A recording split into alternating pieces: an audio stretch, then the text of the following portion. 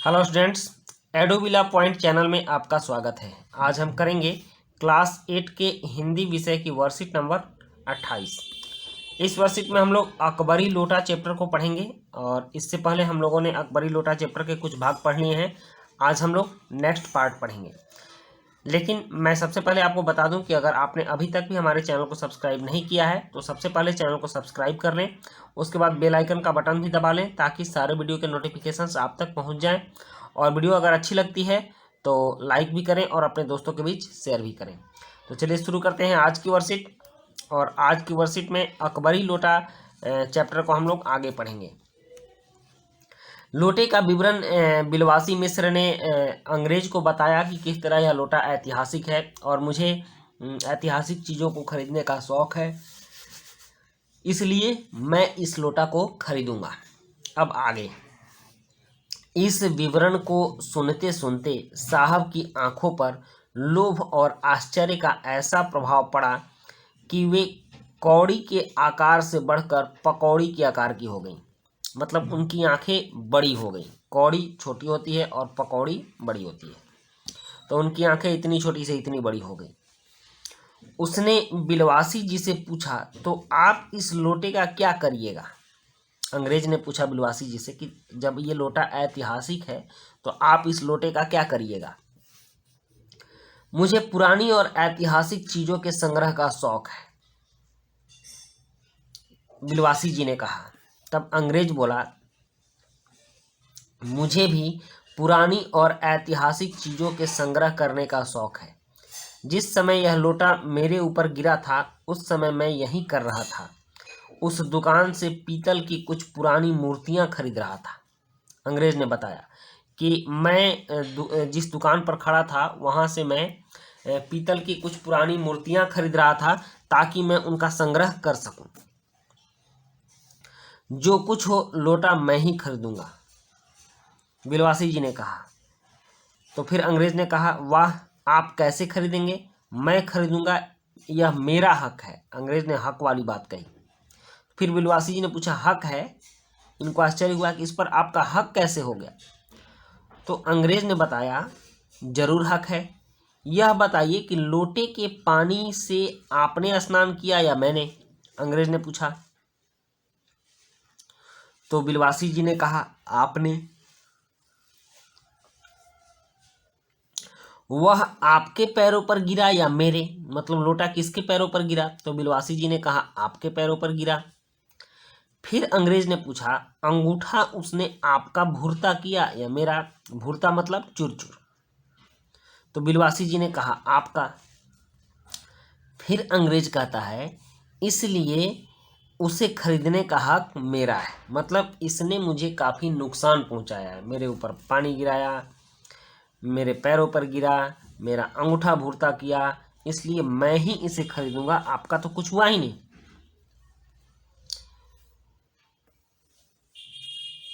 बिलवासी जी कहते हैं, यह सब बकवास है, दाम लगाइए, जो अधिक दे वह ले जाए। इन्होंने कहा, बिलवासी जी ने कहा कि ये सब बकवास की बातें, आप दाम लगाइए, जो अधिक देगा वो ले जाएगा। अंग्रेज ने बोला, यही सही, आप इसका 50 रुपया लगा रहे थे, मैं 100 देता हूँ। अंग्रेज ने बोला कि मैं इसका 100 रुपया देता हूँ, आप तो 50 ही दे रहे थे। बिलवासी जी ने कहा, मैं 150 देता हूँ। बिलवासी जी भी बढ़ गए। दोनों तरफ से बोलियां लगने लगी, मूंछों पर ताव आने लगी। एक दूसरे से कोई नीचा नहीं होना चाहता था। फिर ताक से अंग्रेज ने कहा, मैं 200 देता हूँ। वाह, लोटे का भाव बढ़ गया। लोटा भी मंद मंद मुस्कुरा रहा होगा, मेरे कितने भाव बढ़ रहे हैं। अजी मैं 250 देता हूँ। यह कहकर बिलवासी जी ने 250 के नोट लाला झाऊलाल के आगे फेंक दिए। बिलवासी जी के पॉकेट में 250 रुपया पड़ा हुआ था और उन्होंने 250 निकाले और तड़ाक से लाला झाऊलाल के आगे फेंक दिए। ये लीजिए 250 रुपये, 250 रुपये। लोटा तो लगता था फूला नहीं समाएगा, उसका भाव इतना बढ़ गया। साहब को भी ताव आ गया। उसने कहा, आप 250 देते हैं तो मैं 500 देता हूँ। अब चलिए। अब साहब ने 500 रुपये की गड्डी फेंकी। लोटा तो लगता था कि खुशी से फट जाएगा। बिलवासी जी अफसोस के साथ अपने रुपए उठाने लगे, मानो अपनी आशाओं की लाश उठा रहा हूँ। बहुत ही मायूसी के साथ बिलवासी जी ने अपने रुपए समेटने शुरू कर दिए। साहब की ओर देखकर उन्होंने कहा, लोटा आपका हुआ, ले जाइए, मेरे पास 250 से अधिक नहीं है। और बिलवासी जी ने अंग्रेज को 500 रुपये का चूना लगाया। 10 रुपये का लोटा 500 में बेचा।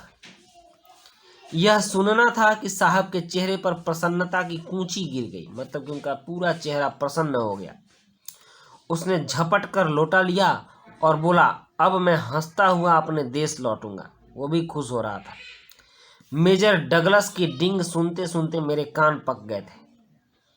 मेजर डगलस कौन है? तो मेजर डगलस अंग्रेज के पड़ोसी हैं और पुरानी चीज़ों को संग्रह करने में मेरी उनकी होड़ रहती है। गत वर्ष वे हिंदुस्तान आए थे और यहाँ से जहांगीरी अंडा ले गए थे। उनको भी किसी ने बहुत बड़ा फंडा बना दिया था, जहांगीरी अंडा दिया था। जहांगीर का कोई अंडा होता है? तो मेजर डगलस को किसी ने जहांगीरी अंडा देकर ठग लिया और इस अंग्रेज साहब को किसी ने, बिलवासी जी ने, एक साधारण सा पीतल का लोटा देके ठग लिया। तो इस तरह से ये भी ठगा कर बहुत खुश हुए अंग्रेज कि अब मैं मेजर डगलस के आगे जो है सो अपनी बड़ाई करूंगा कि मैंने मुग़ल सल्तनत का लोटा खरीदा है। तो आज के पार्ट में ये कहानी इतनी है। अब इस पर आधारित कुछ प्रश्न भी है, जैसे देख लीजिए, अंग्रेज वह लोटा क्यों खरीदना चाहता था? बिलवासी जी को लोटा खरीदना नहीं था, फिर भी वे अंग्रेज से मोल भाव क्यों कर रहे थे? अनुमान लगाकर लिखिए। मेजर डगलस कौन थे? फिर चौथी गतिविधि है, क्या होता कि यदि अंग्रेज को ऐतिहासिक वस्तुओं को खरीदने का शौक ना होता? कल्पना करिए, तब तो लाला झाऊलाल को खूब बढ़िया से पूछता वो, लेकिन बात दूसरी थी। चलिए अब इन प्रश्नों के उत्तर लिखते हैं। प्रश्न 1, अंग्रेज वह लोटा क्यों खरीदना चाहता था? इसका उत्तर लिखिए। इसका उत्तर है क्योंकि उसकी नज़र में वह लोटा ऐतिहासिक था। अंग्रेज के नज़र में वह लोटा ऐतिहासिक था। फिर प्रश्न 2 है, बिलवासी जी को लोटा खरीदना नहीं था, फिर भी वह अंग्रेज से मोल भाव क्यों कर रहे थे? अनुमान लगाकर लिखिए। तो इसका उत्तर है, बिलवासी जी लोटे की कीमत ज़्यादा से ज़्यादा बढ़ाने के चक्कर में अंग्रेज से मोल भाव कर रहे थे।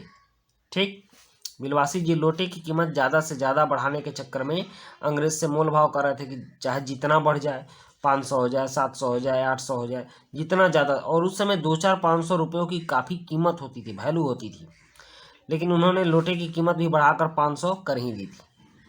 प्रश्न 3 है, मेजर डगलस कौन थे? तो मेजर डगलस एक अंग्रेज अधिकारी थे जिन्हें पुरानी चीज़ों को संग्रह करने की शौक थी। अब प्रश्न 4 है कि एक गतिविधि है, क्या होता यदि अंग्रेज को ऐतिहासिक वस्तुओं को खरीदने का शौक ना होता? कल्पना कर लिखिए। खैर उस बात की तो आप कल्पना ही मत कीजिए। अगर कोई भारतीय उस समय अंग्रेजों का दोषी हो जाता था तो बेचारों की सामत आ जाती थी। इसीलिए मैंने इसको लिखा है कि अगर अंग्रेज को ऐतिहासिक वस्तुओं को खरीदने का शौक ना होता तब लाला झाऊलाल को बड़ी परेशानी झेलनी होती। वो उनको थाने ले जाता, पुलिस से पिटवाता। लाला झाऊलाल एक तो खुद ही पत्नी से परेशान थे, दूसरे पुलिस से पीट कर आते। अंत में क्या करते? सोचते कि ट्रेन में कट जाऊं, जहर खा लूं, नदी में डूब जाऊं। इस तरह की बातें सोचते हुए वो घर आते बेचारे। लेकिन उनके मित्र बिलवासी जी ने उन्हें इन सब परेशानियों से बचा लिया। तो बच्चों, ये थी आपकी आज की वर्कशीट। वीडियो अगर अच्छी लगी हो तो अपने दोस्तों के बीच ज़्यादा से ज़्यादा शेयर कीजिएगा और एक लाइक और एक कमेंट जरूर कीजिएगा। मिलते हैं नेक्स्ट वर्कशीट में। Thank you.